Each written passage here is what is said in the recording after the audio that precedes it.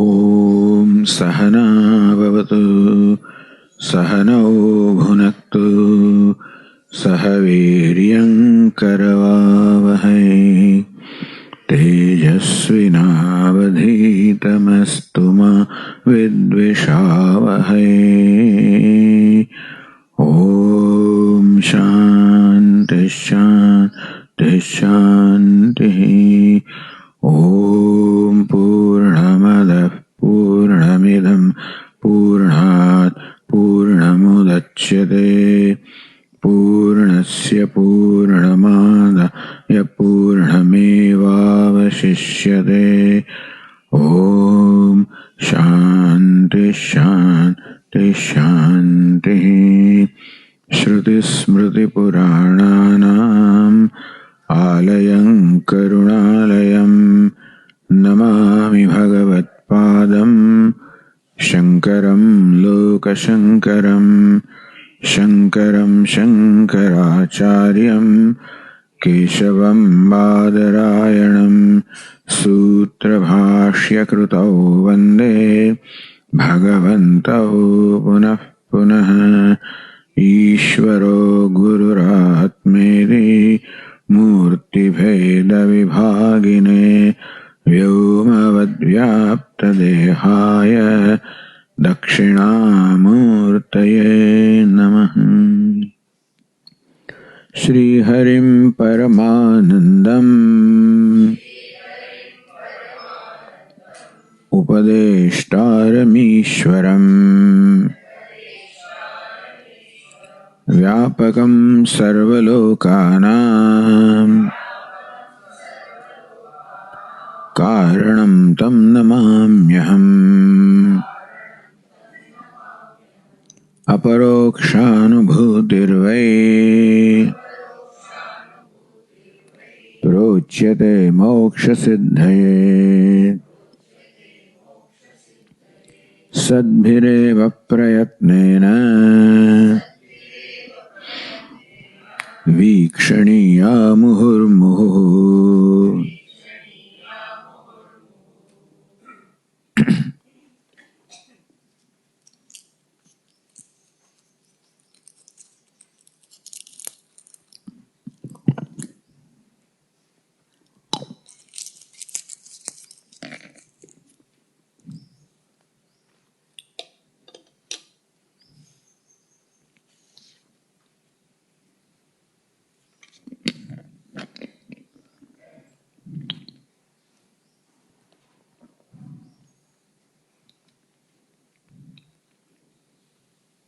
So in the last few verses, the author explained the mithyatvam, the reality of Jagat or Prapanch, of names and forms. Said that Anubhutopi ayam lokaha Vyavaharakshamopi sanna. Even though this loka, this world is very much experienced. Vyavaharakshama. It is available for interaction,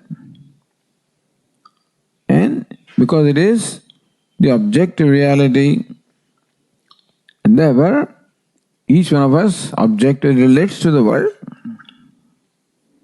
and the purpose of Vyavahara also is served. The purpose for which we interact with the world is also getting served. I interact with water to quench my thirst, purpose is served. I interact with food to appease my hunger, purpose is served. I'm walking on the earth, I'm being supported. I breathe there, all of this Vyavahara is done. Vyavaharakshamopi sanna. Every little particle also in the universe contributes something, and therefore it is indeed. It performs its role for what it is meant for. So all of this usually would create in our mind the conclusion that the world is real. Vasadrupo yasasvatnaha uttarakshanabhadatah. But the Vedantic view of what is real is stated here. Swapnahaiva. Just as in dream also, the dream world also Vyavaharakṣamam. In dream also we walk and talk and eat and drink and do everything. So if this was a criterion, that I interact with the things, that those things with which I interact serve the purpose, serve the usefulness, if that was a criterion, then the dream also would have to be called real, understand? So Kshama means capable. Vyavahara means Shabda Prayoga or interaction. That yes, the chair is capable of serving its purpose of allowing me to sit on that, take my body weight. Table also is quite capable of fulfilling its purpose. And whatever is created fulfills its purpose. If that was a criterion for calling a thing real, that this chair is real, because it bears my weight, this table is real, that it feels tangible, solid, and that it bears the weight of books and things that are kept on it. See how we have been habitually taking the world to be real is because of this reason. It has been ingrained in our mind that the world is real. Nobody has told me, but everything seems to serve the purpose according to its name. So usefulness usually is thought to be giving reality to a thing. Then Vedanta says, by that criterion, even the dream world also will be real, because dream objects also serve the purpose when I am in dream. So the vyavahara or interaction in the dream is not much different from that in the waking state. So we have to ask those Nayayikas and others who say that something is real because it serves the purpose. By that definition, even dream also would have to be accepted as real. But we know dream is not real. Uttarakṣānubhūti, because the dream is negated the moment I wake up. So we know that dream is mithya. Then, by that token, by the same criterion, the waking also, because substantially the waking is not different from dream. Emotionally it is different, but objectively speaking, the waking also is not significantly different. There are some differences there, no doubt. That waking objects are long-lasting. Also, I recognize the object. Oh, you are the one I met yesterday. That doesn't happen in dream. Meaning that same, every day there is a new dream. So what I dreamt yesterday does not become the object of knowledge. It doesn't appear in this dream today. Although in dream also I met you yesterday. That was the dream you. So some kind of differences are there in the dream and waking objects. But basically it's the same thing, that it is experience, there is an experiencer, experience duality. That those objects also produce experience which I expect. Therefore, by that criterion, dream also would have to be real. If dream is not real, see, as Vedanta, the dream is unreal, that you also accept. So therefore, any setup that is similar to dream also will be unreal.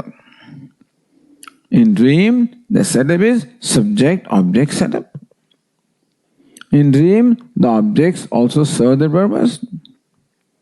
So in waking also, the subject-object setup is there. In waking also, the objects serve their purpose. In that case, Waking. So, whatever be the reality of dream is the reality of waking. Because the basic setup is the same. The details may be different. But the basic setup in the dream and waking is not different. Therefore, if dream is accepted as mithya, then wherever that kind of setup is found, that also will be mithya. So, waking also is mithya. And it showed how waking also is, just as dream is negated when we wake up, waking also is negated when we go to dream, which in turn is negated when we go to deep sleep. And thus, these three states of waking, dream and deep sleep, which are manifestations of the mind. These are the three states of mind. Although they are called three states of consciousness, but consciousness cannot have a state because consciousness is changeless. But usually in the West and in psychology, mind alone is called consciousness. Mind itself is, therefore they call it states of consciousness. Okay. So they investigate the consciousness and then, there are conferences, this is all mind. Anyway, so three states of mind there. Each state displaces the other and excludes the other. And what can be excluded cannot be real. Real is that which cannot be excluded. The only one that is not excluded is the witness of the three states. Or the waker, dreamer and deep sleeper. Each one of them is a role, and the one who plays those roles cannot be excluded. And so dreamer excludes the waker, and sleeper excludes the dreamer, and waker excludes the sleeper. But they cannot exclude the very actor, which is called Turiya, the fourth. Shantam, Shivam, Advaitam, Chaturtham Manyante. So Mandukya Upanishad explain all of this. Nantah prajnam, na bahish prajnam, no bhayatah, etc., etc. Meaning that understand that the waker, dreamer, deep sleeper, as far as the names and forms, they exclude each other mutually. As far as the essence is concerned, essence is not excluded. Just as in case of ornaments, the bangle excludes the earring, that excludes the chain, etc. But then they do not exclude the essence, which is gold. And that essence, who is called the so asya drashta gunatitaha. The one who is drashta or observer of the gunas has to transcend the gunas. The witness is always different from what is witnessed. So we are all aware of the waking state, dream state, deep sleep state. Means there is a witness who witnesses all the three states.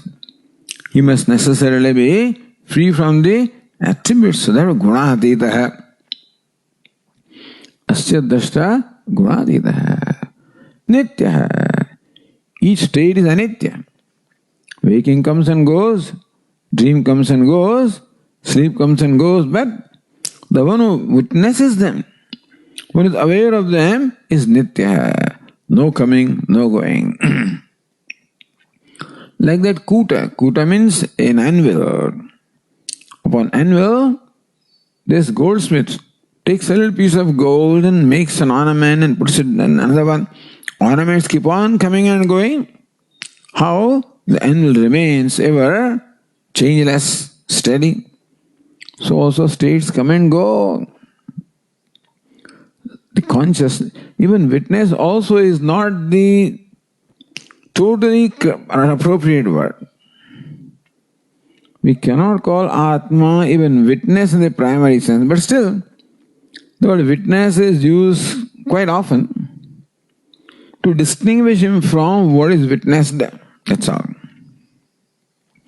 The three states are Gunatraya vinirmitam. The three states are the product of the three gunas, sattva, rajas, tamas.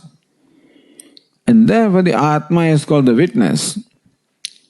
To point out that Atma is devoid of sattva, rajas, tamas. Atma, the self, transcends the three gunas. So Lord Krishna says to Arjuna, Traigunya Vishaya Vedaha Nistraigunya Bhavarjuna. Here Arjuna, the whole universe is within the realm of the three gunas, Sattva, Rajas, Tamas, Nistraiga. May you rise above them. May you recognize that you transcend these three gunas. So Prapancha Mithyatvam. So that there is the Satyatvam or Advitiyatvam of the self.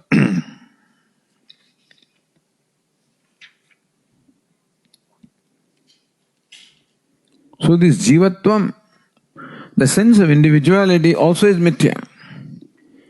If the whole universe is mithya, then that universe also should include the Jiva.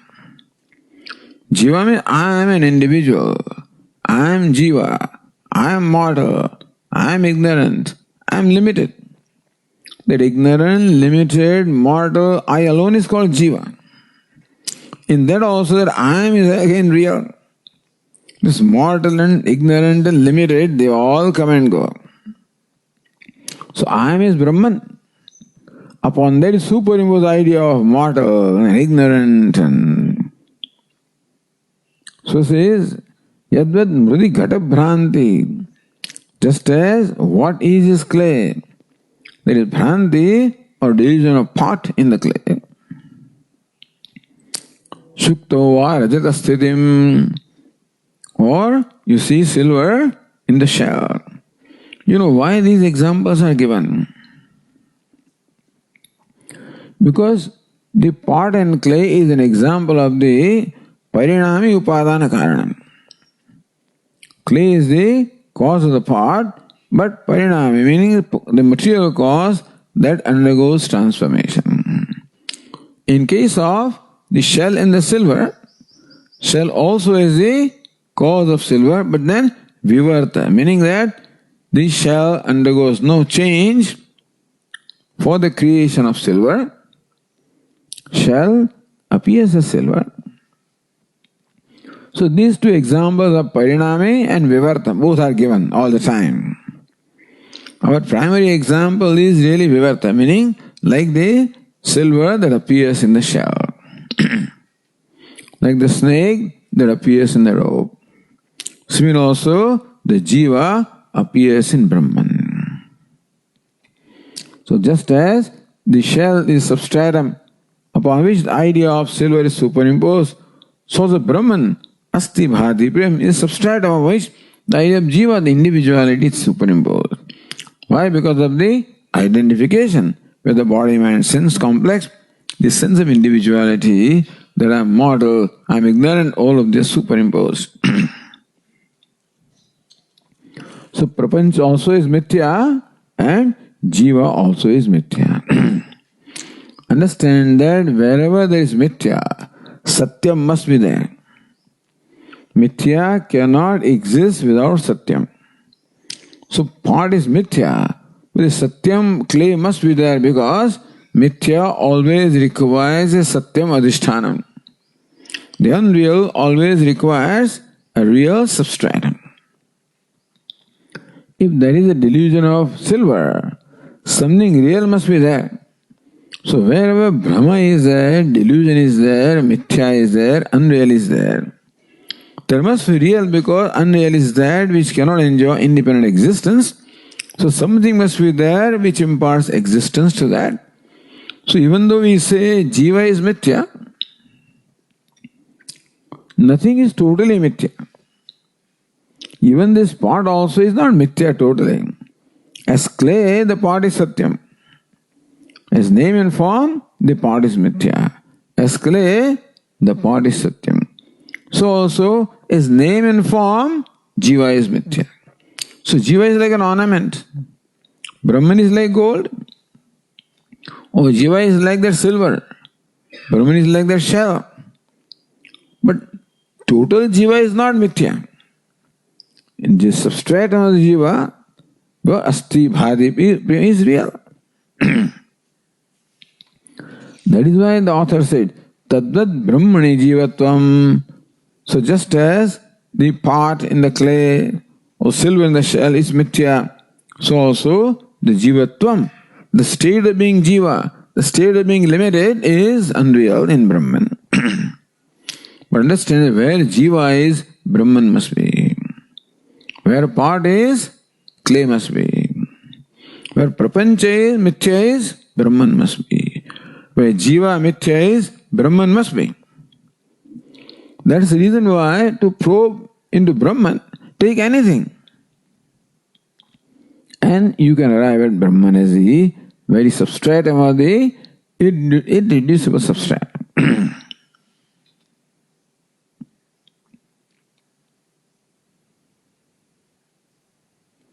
Ajnana avasthayam pratiyamano yo jiva brahma bheda sa namatredi bahudrishtanteya. Then from the verse 60, so many drishtants are given. Ajnana avasthayam pratiyamana jiva brahma bheda. Jiva I is different, Brahma, Ishvara is different. This bheda. That I am not Ishvara. I am different, Ishvara is different. This pratiyamana bheda. There is no real bheda or there is no real division or separatedness. Pratiyamana, the duality that we see between the self and Brahman or self and Ishvara. You know, that is a duality like that between the 10th man and the 10th man. The 10th man is searching for the 10th man. He sees duality. But in the one who is searching for and one who he is searching for. Duality between the searcher and searched. Searcher also is 10th man. What is searched also is 10th man. But how ignorance creates the division between, it creates a split between one. That one itself becomes subject, other becomes object. One becomes a seeker, other becomes a sought. So 10th is a seeker and 10th man is a sought. In 1/10th man thus, this division is created between seeker and sought. What creates that division? Ignorance. Ignorance of the fact that I am the 10th man makes me what? Superimpose something on myself, what? That I am a seeker of 10th man. So just as the silver is superimposed upon the shelf, the seeker is superimposed upon 10th man, you understand? How is searching for 10th man? It's very strange. What are you searching for? 10th man? What happened? He's lost. So how, on account of ignorance, the 10th man is split into two. The seeker and the sought. Seeker thinks that sought is away from me, different from me, and I have to bridge that gap somehow. So ignorance creates a split in one reality. What split? Seeker and sought. Jiva and Brahma. Jiva and Ishvara. So we all, as we are born, we feel that I have to know Ishvara, I have to realize Ishvara, I have to become the so and so, I have to become perfect, I have to become successful. So we want to become something. Nobody wants to become Brahman, etc. But everyone wants to become something. Everybody wants to become successful, minimum. So he sees success in wealth, he may want to become wealthy. See success in a simple thing. Sometimes you see success merely in going to school. People will be successful with small, but then they have to become successful. The split is created within the seeker of success and the success that I am seeking. It's all split. All seekers sought split is by ignorance. Moment I am seeking something, even when I am desiring something, I want something, it just reveals ignorance because there is a split between the one who is seeking and what he is seeking, not realizing that what I am seeking is my own self. Don't tell me, Swami, that you are a billionaire. This man wants to become billionaire. Is he already a billionaire or what? How can you seek is a thought? All right. He is not a billionaire. But why does he want to become billionaire? This man is a poor man who wants to become billionaire. Why? Then I'll be something. I'll be empowered. I'll be strong. So what? I'll be happy. Ultimately, I want to be empowered and declare my independence, etc. For all. To be happy. Somebody becomes happy by declaring independence. Somebody is happy being dependent also. Doesn't matter, it depends on disposition of mind. Whether one wants success in form of wealth, name, fame, whatever, one wants a simple thing, namely happiness.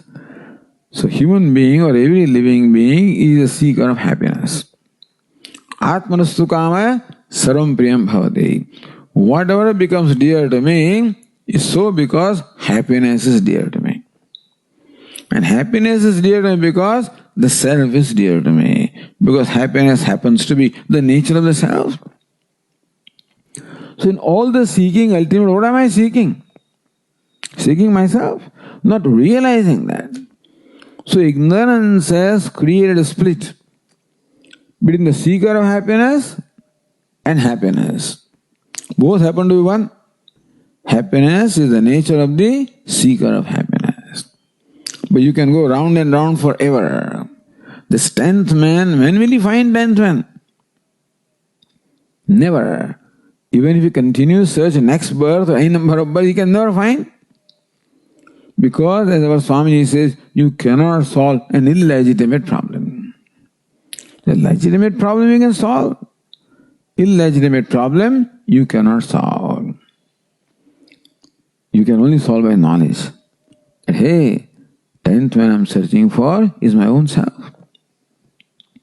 So this is where the importance of knowledge comes, only where ignorance is.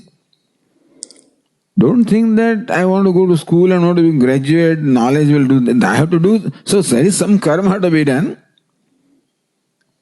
for what is not attained, and knowledge is required for what is already attained. So $1 billion are not attained. If I want to become billionaire, I must do something. I have a fever. Health is not attained. If I want to attain health, something should be done. But happiness, I want to be happy. No, that is a different matter. So you must know when our mind comes up with a desire, you ask the mind, hey mind, what do you really want? Tell me. I want that house. For what? If mind says, so that I can be happy, then say, wait a minute, is that desire worth being fulfilled or not? Because I don't have a house and therefore I want a shelter. Okay. I'm hungry, I want food. So there are unattained things in our life. Desire can be twofold. Desire for attaining what is unattained and desire for attaining what is already attained. Like the glasses on my head and I'm searching for them. Desire for attaining what is already attained. Like the 10th man, desire for attaining what is already attained. So that strange desire also is there in our life. Not all desires are like that. That's another problem. No, I have no desire. That also is wrong. I don't need anything. That also is wrong. Because the body needs something. But desire for happiness, desire for success is a desire for what is already accomplished. That desire can never be fulfilled. A person can never be successful. Regardless of what you achieve, you can never have a lasting sense of being successful. A temporary sense of successful can be there. A temporary sense of happiness can be there. But a lasting sense of happiness or success can never be. Even when you win the election. All right, you're the president, successful. Then the inauguration, you find the audience, Then people keep on taunting him. You know something? Your audience is so small. Obama's audience, right away. It's amazing, people are out to attack, making feel bad anyway. So there are these so-called crowd scientists, meaning scientists who are experts in judging what is the size of the crowd. An institute in UK where there are these crowd scientists are there, and they get all these aerial views of things, and from that they work out the density per square yard or whatever it is, and then arrive at what the approximate crowd is. So whereas Trump thought that the crowd during his inauguration was in millions, 1 or 2 millions, they arrived at the estimate of 160,000, Next day, his Women's March had 470,000 people, 3 times, and growing. And only in Washington, the march is going on round the world. This fellow is naturally upset. What do you mean? You fellows don't know, you are out, just to... So he attacks. I can judge what the crowd was. Who are you to judge? I know it was 1 million. That's it. So success. What is success? Being president is success, or having a crowd is success? And thus success lasts for a while, and then you realize that success doesn't mean completeness or perfection. Every success also is imperfect from many standpoints. That's how it's meant to be. There's nothing right or wrong about it. To expect that success is perfect is not practical. Meaning a person can never be successful and he can never be happy. If he wants to become happy, he cannot be. Wants to become successful, cannot be. He'll become happy for a moment. Because happiness comes for a reason. I'm happy because I am a billionaire. I'm happy because I become president. All right. That happiness is only momentary. You discover that you have to pay the price, and then perhaps more, price paid than what you get, whatever it is. And that being the case, only way you can be happy is to discover that you are happiness. Only way to be successful is to discover that you are successful. Understand that the Vedanta provides solution for this fundamental need or urge of the human being. Vedanta may not tell you how to sell your goods and stuff like that. But Vedanta tells you the search behind all the search is for happiness. And lasting happiness, not temporary happiness. You settle for what you get, that's a different matter. We all settle for what we get, but not satisfied with what we get. To discover satisfaction, you have to see who you are. Remember that you are a seeker is a false notion about yourself. I'm a seeker of happiness. The moment you brand yourself seeker, you already denied happiness. I'm a seeker of 10th man. 10th man is denied.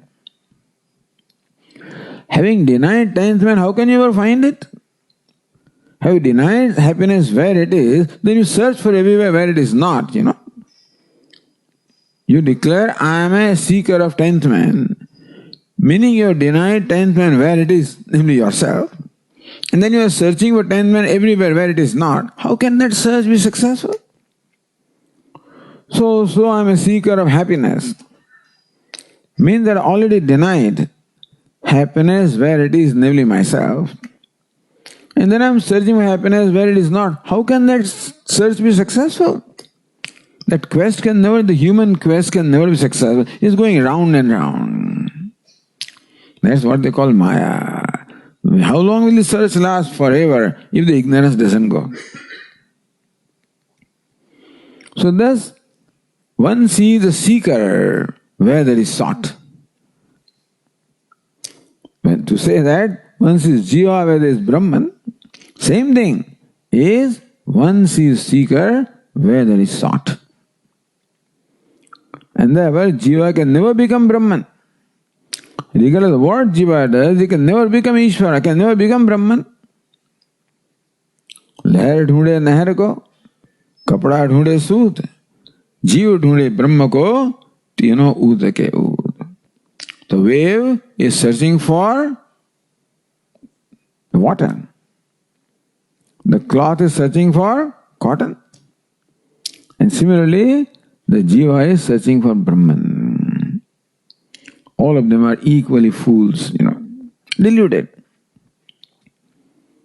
So, this is said in technical terms, but it is something very, very profound and very important. Tadvat Brahmani Jivatvam. So just as one sees and concludes that this is a part, nothing wrong in seeing part. To conclude that this is part, you follow?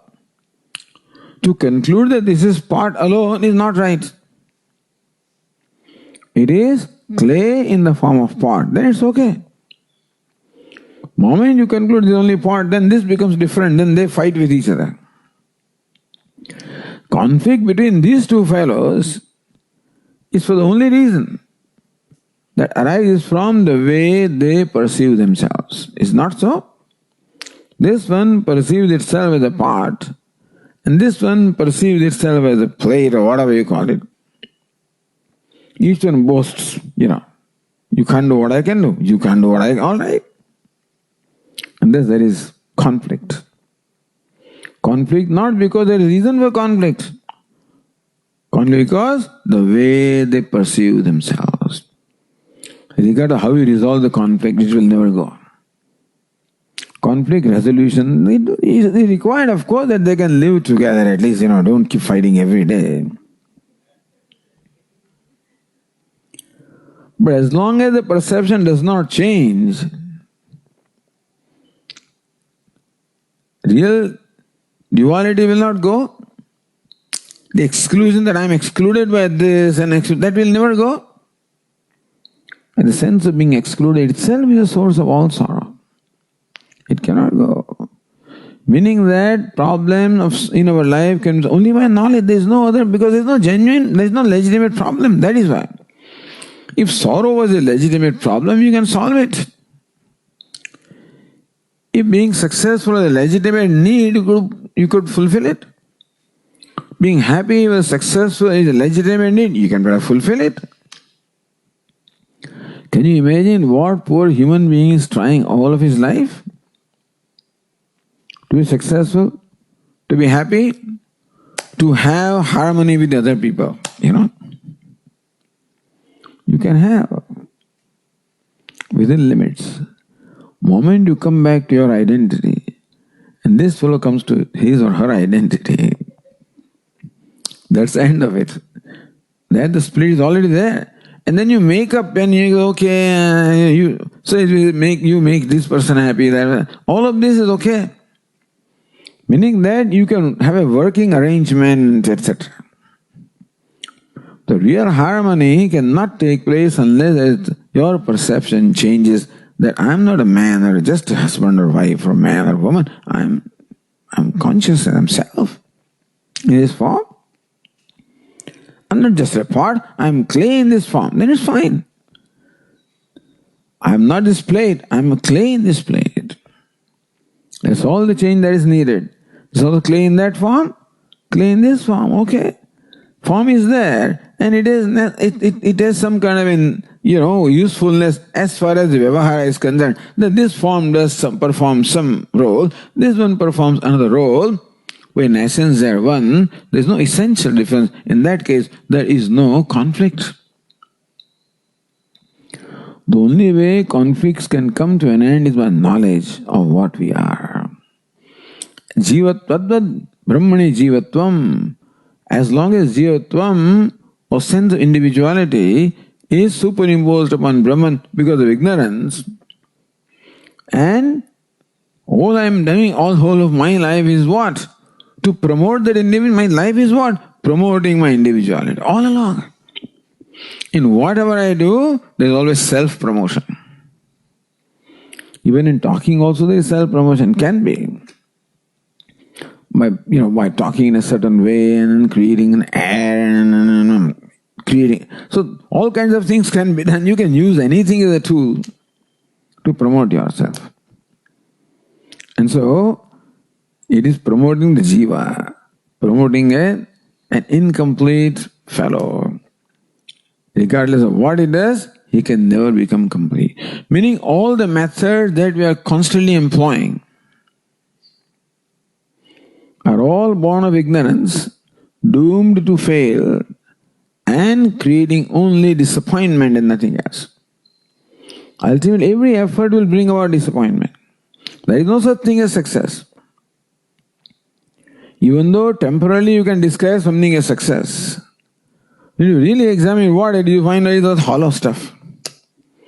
What appears to be success outwardly by the standard of the world, when you analyze it, you find it's hollow. Doesn't know what you're seeking. Like our Anjaneya, very famous, anecdote. That once Lord Rama and Sita are walking, having come to Ayodhya, and Hanuman is following them, he's a servant. So Rama and Sita are talking about the old days, and then Lord Rama praises Hanuman. Look at his exploits, what he has done. This would not have been possible if Hanuman was not there. Sita is also overwhelmed with emotion, and she takes out from her neck a very precious necklace made of very precious pearls and gives to this Hanuman as a gift. Continue to walk, and then she hears sound, crackling sounds from behind. Crackling sound. She looks back and finds, what is he doing? He takes that very precious pearl and cracks it between the teeth, splits it and throws away. After all, he's monkey, what do you expect from him? She thought, Hey, what are you doing? Why are you cracking these pearls? Says, Amma, you gave me this. Therefore the pearl must have what I'm searching for. So I'm cracking this, splitting them to see if Rama is there or not. I don't find, throws away. So every success is like that pearl, every achievement is like that. Comes as a very attractive thing and then I split open. I find that doesn't contain what I'm seeking. Throw away, go for another one. Nothing right or wrong about this process. Is that there is constant sense of disappointment, of being unsuccessful. And that is what causes the sadness. So how ignorance takes us for a ride and puts us on a path of a search which is never-ending search, we all fall for it. Because we do what the whole universe does. Universe always places values upon this, artha, dharma, artha, kama. Artha means wealth, kama means pleasure, dharma means heaven, whatever. We think that's the goal of life. But that goal the goal behind that goal can never be fulfilled. So therefore, this knowledge is so important that how do we contemplate upon ourselves? Who am I? Not a jiva, not an ahankara. How should this pot contemplate upon itself? I'm a pot, I can fill this much water, I can do this, I can do that, I'm bigger than this. Is that how we should contemplate? That would just be leading to what? Nothing but misery. At the most you can take a false satisfaction that my individual is greater than this individuality. But individuality means limited and extremely limited.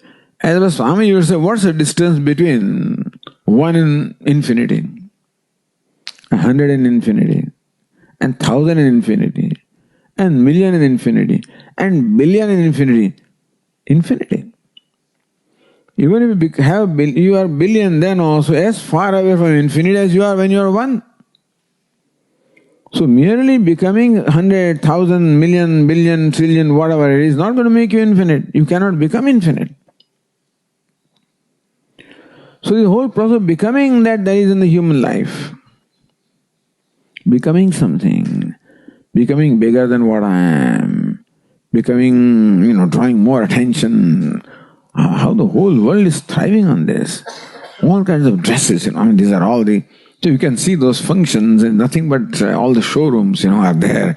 This, what is it? So many designers are there, and this person has designed this dress and that. So all right, it's good. Everybody needs to have business and so forth. But you can have satisfaction that I'm better than somebody else for a moment. Then there are always the report journalists who examine, this woman has put on this dress, something. Oh, it's just like Jacqueline Kennedy. Then immediately your balloon is split up,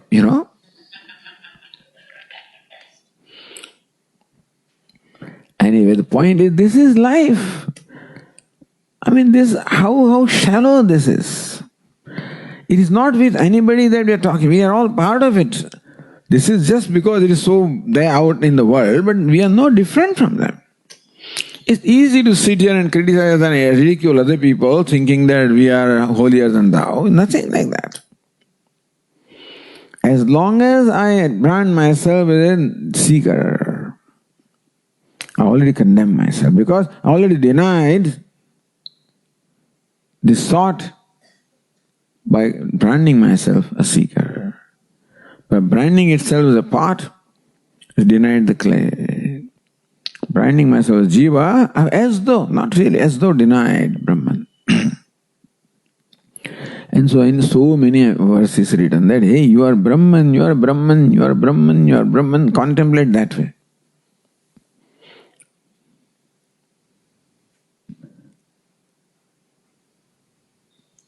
Tadvat brahmani jivatvam vikshamanena pashyate vikshamane. Thus, when you really look at what this jiva is, not just a cursory look, but what that jiva, the individual I am, what is the truth of me? Then Brahmani, I realize that the only thing that is sustaining in me, abiding in I, is only asti bhadi prem. Everything else is coming and going, incidental. Only inherent thing is this, that is Brahman.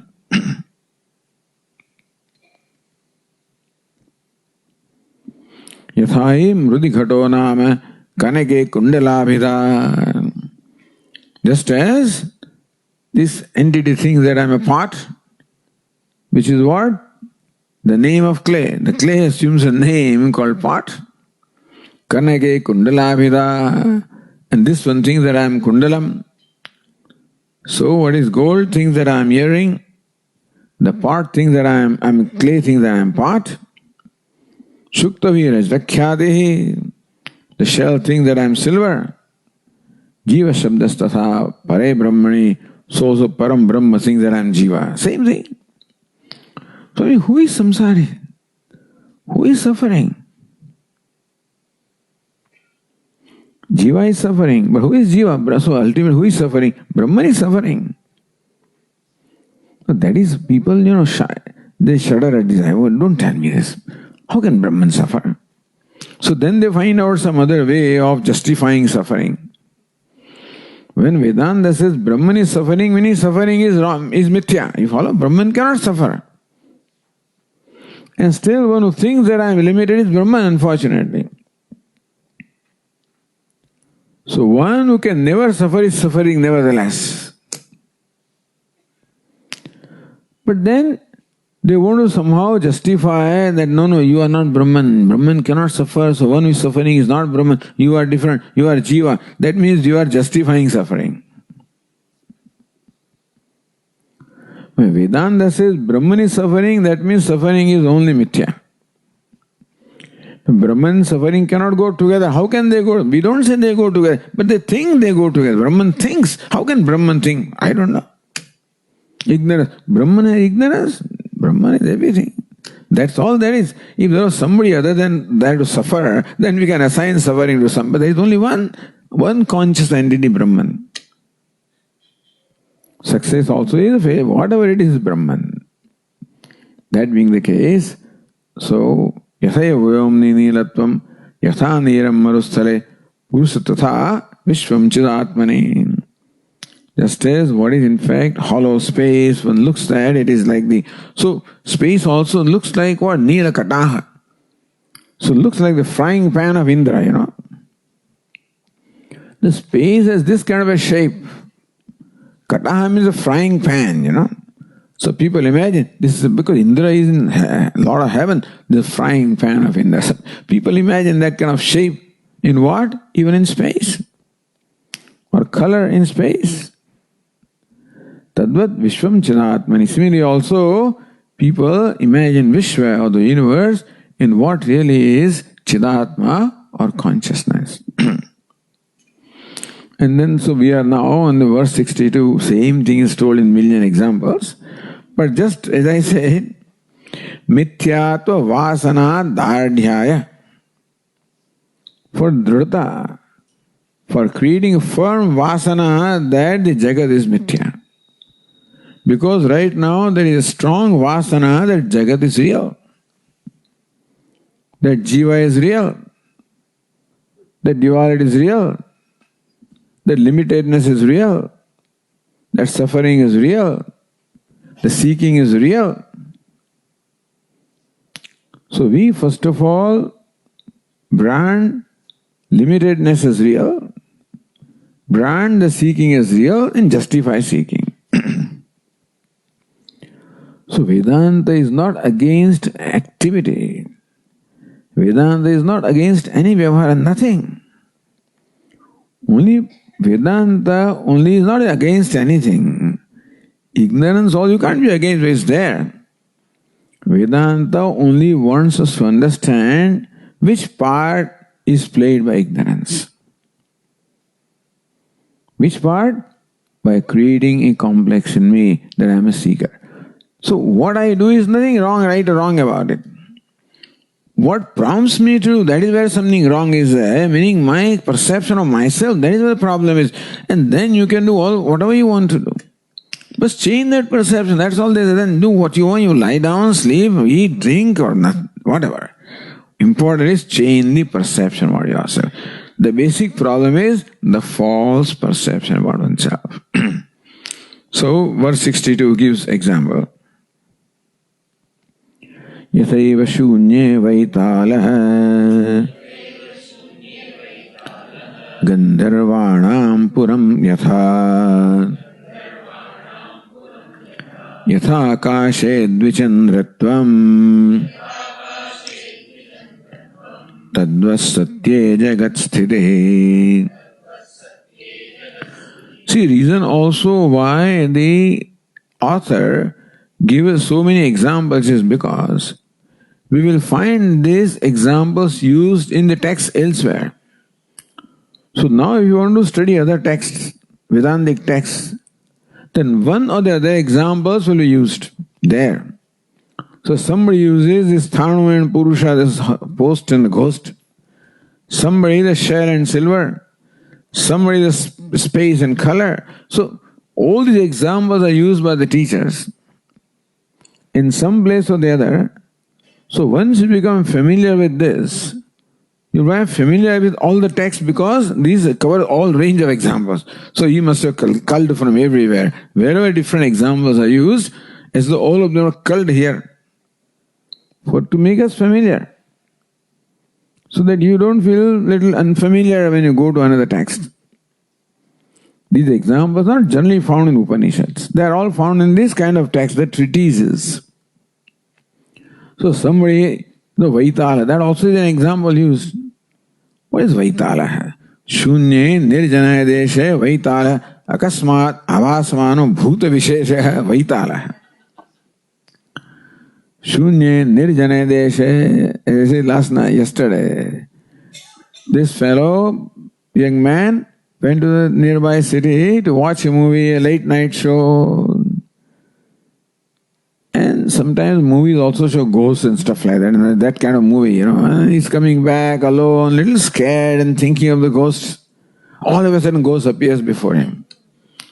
So Shunya, in fact, there is Shunya, nothing, Nirjane. He's alone, lonely. They say, if he has friends, and then normally when the fear is not there, you don't project these things. You project out of fear. So Nirjane, they say, there's nobody around. All night, by himself.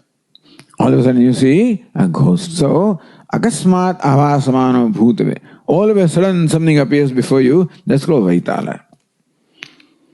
Yathaiva shunya Vaitala. In fact, shunya means there is nothing there. In where there is nothing, you see a ghost. That's what it is. So in space, an empty space, you see a ghost. So this example also you'll find. Gandharvanam Puram Yatha. Like the city of Gandharva. You know who's Gandharva? Gandharvas are a jati vishesha who dwell in heaven. So Devatas are there, Gandharvas are there, Kinnaras are there. So Gandharvas are all musicians, Kinnaras are all dancers, for Indra and for Devatas. So then Gandharvas, they're all naturally, they're all artists and they have beautiful houses and palaces and cities. So then children are looking in the sky, particularly when the sun is setting and there are a lot of colors in the sky. And there are very beautiful, sometimes, in that color there are a lot of patterns also evolved. I'm sure each one of us remembers with our friend, hey, look at the camel going there, the pattern of the cloud. Says, no, my elephant is coming behind your camel, and things like that. So children, vie with each other. It's all projection. Similarly, when the sky is lit with colors, when the sun is setting, if the clouds are there, then sometimes looks like a beautiful palace is there or a city is there. So Gandharva Purasyapi Shunadhishthanatvam Jneyam. There is nothing there and you see what? Gandharva, the city of Gandharvas. So city in the air is okay, but Gandharva is, they are the jati vishesha, and this is where Gandharvas live. Look at that city, where in the space where there is nothing. So this is also a commonly used example. Gandharva Nagari. Puram also means Nagari means city. Another example used in Vedanta, Yatha Akashe Dvichandratvam. Just you see two moons.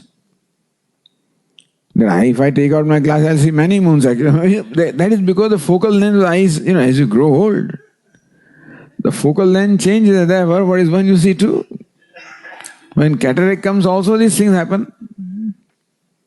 So not knowing that this fault of my eyes, there are two moons, that's what somebody may think. So how we superimpose two where there is one? Similarly, how we superimpose duality where there is non-duality? That's an example given that way. What in reality is there is one moon. Upon that, we superimpose two. In reality, what is this one Brahman? We superimpose duality. Tadvad Vishwam Chidatmani. So examples of superimpositions. Tadvat in a manner similar to that, Chidatmani Vishwam Pashyati. So similarly also one sees the whole universe. So it is like this. If you can see the Gandharva Nagari, if you can see the city in the sky, you can see this. This is not much different from city in the sky. Although for the person who is seeing, for the child, it's a real city. For you and I, we know that it isn't. But then for the child, it's a real city is there. So okay, I think that palace, I will go there. I'll occupy that palace. This person, I will. Like they make all those, castle from the card, playing cards. This is your room and this is my room and this bedroom and daddy's room. And so children imagine. They think it is real. So just as children think that palace in the air is real. So thing doesn't have to be real. All that is necessary is for you to think that it is real. That's all. There will be the same impact upon us as the real thing would have. There need not be a real snake. All that is necessary is for me to think that there is a real snake. Then even that projected snake will create the same impact upon me in terms of fear and whatever reactions are created. So just because we feel unhappy does not mean that has to be a cause of unhappiness. Understand this. That's what Vedanta will say. Just because you think there is an enemy, that there has to be there is a friend, all of these can very well be simply projections of the mind. Similarly, in the whole universe, so Tadvat Vishwam Chidatmani, he sees this Gandharva Nagari. What? This Vishwam, this universe, is seen in the consciousness, which is Shunyam. What is Shunyam means? What is Shunyam doesn't mean void. It means that, so, as the Aparokṣānubhūti says, Vishwam Darapana Drishyamana Nagari Tulyam. Vishwam of creation is like a city seen in the mirror. That's another example. Why is city seen in the mirror? City is seen where it is not. City is seen where it cannot be. Because city is at what? Length and breadth and depth. Mirror doesn't have depth. It's just a flat surface. On the flat surface, you are seeing the depth, which is a projection. Where the city is not, we are seeing the city is a projection. So Vishwam, the whole universe is like that. Paschyan Atmani, and you are seeing it. Two problems are there. You are seeing what is not there and seeing where it is not there. So the Vishwa is seen as outside of me, whereas I covers the whole thing. I is consciousness that already includes the Vishwam. But since I have confined myself to this Upadhi, therefore, I think Vishwa is different from me. So Tadvat Vishwam Chidatmani. Just as one sees pot in the clay, so also the universe of names and forms, one sees in Chaitanyam, in consciousness. Akhanda Mandalakaram Vyaptam Yena Characharam. Characharam Akhanda Mandalakaram. The entire cosmos, consisting of sentient and insentient, is pervaded by what? One consciousness. In fact, that consciousness alone, it is not even right to say that the universe is pervaded by consciousness. Because then what happens is, something that is pervaded and something that pervades. So that gives an idea that universe is pervaded and consciousness pervades. No! It is consciousness that appears as universe. No duality of pervaded and pervading. Consciousness alone appears as a universe. Tat padam darshitam yena tasmai Shri Gurave Namaha, etc. Okay, we'll continue. Om Purnamadav Purnamidam Purnat Purnamudachyate Purnasya Purnamadaya Purnameva Vashishyate. Om Shanti Shanti Shanti. Shankaram Shankaracharyam Keshavam Badarayanam Sutra Bhashya Krutau Vande Bhagavantau Punah Punah Ishvaro Gururatmedi Murti Bheda Vibhagine Vyomavad Vyapta Dehaya Dakshinamurtaye Namaha. Om Shanti Shanti Shanti. Shri Gurubhyo Namaha. Hari Om.